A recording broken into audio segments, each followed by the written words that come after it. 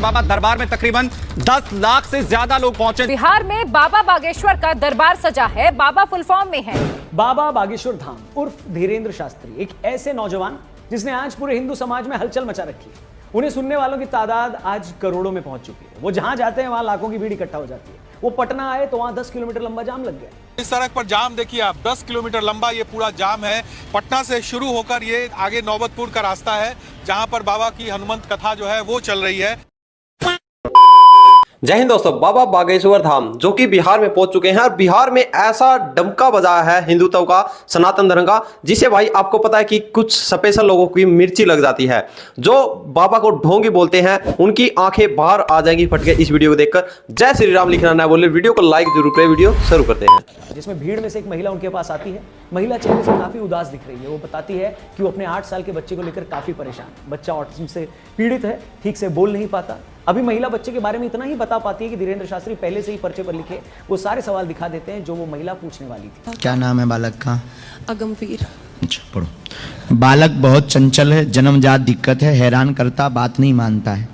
बराबर। वो ये भी बताते हैं कि महिला के पति का कारोबार ठप हो चुका है।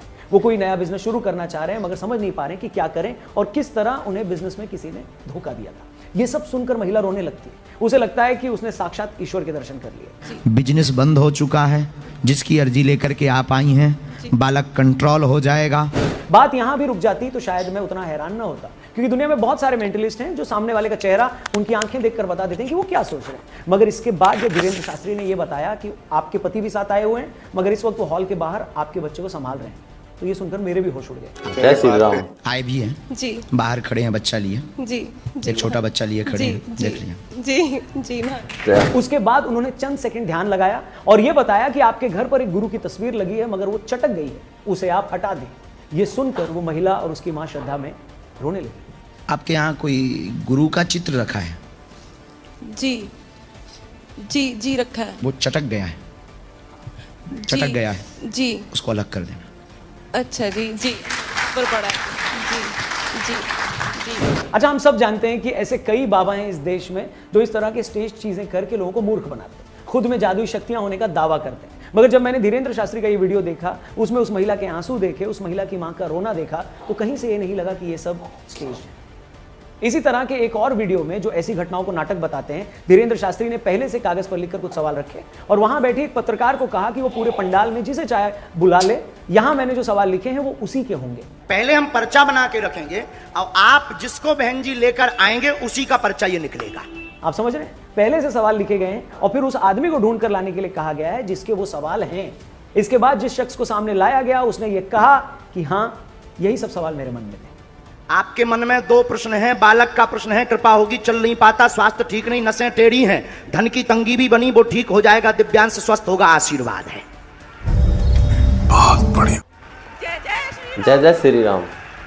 पर्चा बोलिए। अच्छा, ऐसे एक नहीं दसियों वीडियोस YouTube पर भरे पड़े हैं जिसमें आप बागेश्वर बाबा के चमत्कार देख सकते हैं।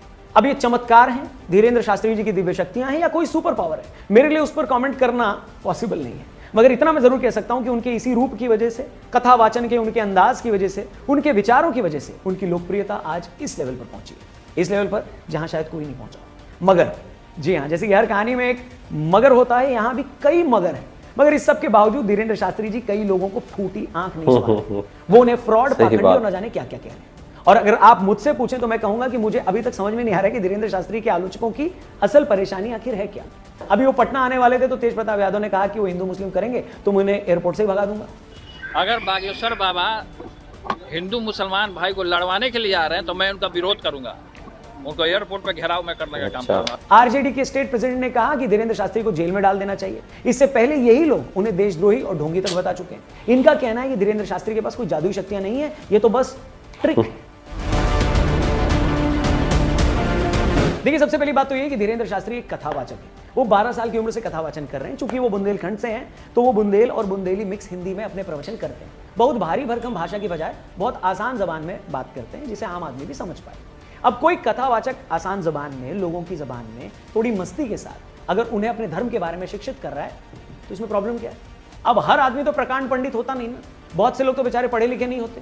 ये वो लोग हैं जो अपने धर्म के बारे में जानने के लिए, लाइफ को लेकर समझ पैदा करने के लिए कोई बड़ी बड़ी किताबें भी नहीं पढ़ सकते। इन्हें आप ये नहीं बोल सकते ना भैया जाओ और जेम्स क्लियर की एटॉमिक हैबिट्स पढ़ लो या मार्क मैनसन की किताबें पढ़ लो। अब ऐसे लाखों करोड़ों लोग अगर धीरेन्द्र शास्त्री जैसे कथावाचकों के कार्यक्रम के जरिए अगर अपने धर्म को जान रहे हैं, उनकी बातें सुनकर जीवन में कुछ अच्छा करने के लिए इंस्पायर हो रहे हैं, तो किसी को क्या प्रॉब्लम हो सकती है? हमारे हिसाब से बात बदल दी जाए, रोक दिया जाए। इन लाखों करोड़ों लोगों में से कई ऐसे भी लोग हैं जो इस तरह के भागवत कार्यक्रमों में आकर मुफ्त का लंगर भी खाते हैं, वहां कुछ घंटे ठहर पाते हैं। ये वो लोग हैं जो जीवन में बदलाव के लिए, कुछ नयापन लाने के लिए हजारों रुपए खर्च करके कहीं घूमने नहीं जा सकते। अब ऐसे लोग अगर धीरेन्द्र शास्त्री या उन जैसे किसी कथावाचक के कार्यक्रम में जाकर पॉजिटिव महसूस करते हैं, मुफ्त भोजन करते हैं, नए लोगों से मिलते हैं, तो इसमें बुराई क्या है भाई? अच्छा, कई लोग कहते हैं कि पर्ची में पहले सवाल लिखने का मतलब ये नहीं है कि उनमें कोई दिव्य शक्ति है। मैं कहता हूं चलो नहीं है, लेकिन इससे प्रॉब्लम क्या है? मतलब बात तो ये है ना कि जो आदमी उनसे सवाल पूछने आया है उसको कोई सोल्यूशन वो बता रहे हैं या नहीं। अगर सवाल पूछने वाला धीरेन्द्र शास्त्री के जवाब से संतुष्ट है और उनकी बात मानकर अगर उसका लाइफ चेंज हो रही है, उसका जीवन बदल रहा है, उसे जिंदगी में कुछ नई प्रेरणा मिल रही है, तो फिर किसी को इस बात से क्या मतलब है कि धीरेन्द्र शास्त्री ने उसके मन की बात कैसे जानी? रांडा बर्न की बेस्ट सेलर किताब सीक्रेट में एक बात बार बार दोहराई गई है और वो है फेथ, यानी भरोसा। किताब में बार बार कहा गया है कि जो आप चाहते हैं उस पर भरोसा रखिए, विजुलाइज करें कि वो आपको मिल गया है, ऐसा मानकर मेहनत कीजिए और एक दिन वो आपको मिल भी जाएगा। ये बात तब भी लागू होती है जब हम किसी डॉक्टर के पास जाते हैं। हमें भरोसा होता है कि डॉक्टर के पास आ गए हैं तो ये मुझे ठीक ही कर देंगे, और जब आप किसी धार्मिक व्यक्ति से मिलते हैं तब भी यही भरोसा सबसे ऊपर होता है। ये जो पर्चा है, हमने उनको कुछ भी नहीं बताया है, उन्होंने सब कुछ खुद ही लिखा है। उन्होंने लिखा हुआ है कि आपके हस्बैंड का काम पूरा होगा ही। विश्वास है आपको? विश्वास है, डेफिनेट। अगर धीरेन्द्र शास्त्री किसी के मन की बात जानकर उसे पहले लिख लेते हैं और फिर उस शख्स को दिखाते हैं कि देखो मैंने पहले ही लिख लिया था, तो ऐसा करके वो उस इंसान का भरोसा ही तो जीतते हैं और वो इंसान भी उन पर भरोसा करता है। और इसी भरोसे को रखकर जब वो उनके बताए गए उपायों पर अमल करता है तब उसे रिजल्ट भी मिलता है, और रिजल्ट मिलता है, लोगों को मिल भी रहा है, तभी तो हर दिन उनको मानने वालों की तादाद लाखों में बढ़ती जाए। वरना तो मोहल्ले में एक परचून की दुकान भी ठीक से अगर सामान न देना तो एक आध बार के बाद तो लोग भी वहां जाना बंद कर देते हैं। यहाँ तो हम फिर भी एक चमत्कारिक शख्स की बात कर रहे हैं। तो भाई वीडियो यहीं तक थी, अभी बात कर लेते हैं कुछ थोड़ी सी। देखिए, कोई इसको वही चमत्कार बता रहा है, कोई इसको ढोंगी बता रहा है, और न्यूज वाले तो एक वो लड़की आई थी, वो माइंड पढ़ के बताती थी। वो लड़की कैसे बताती थी मैं आप लोगों को बता देता हूँ, आप लोगों ने देखा भी होगा, साहा कुछ ऐसा करके नाम है उसका। वो लड़की अगले वाले बंदे को बोलेगी और उसको बोलेगी कि कुछ तुम अपने माइंड में यानी कि कुछ नाम लो, कुछ दोहराओ, फिर वो बड़े ध्यान से उसको देखेगी। अब एक बात बता दो आप, वो भी पत्रकार उस लड़की को बुला रहे हैं, और इसमें भी जो बाबा ने एक न्यूज पत्रकार को बोल दिया और बोल दिया कि हमने पहले ही पर्चा लिख दिया है। अब दिल करे 4 लाख ऑडियंस बैठी है, किसी को भी उठा के ले आओ, ये पर्चा उसी का मिलेगा। इस चमत्कार के बारे में आप इसको ढोंगी बोलेंगे, क्या बोलेंगे?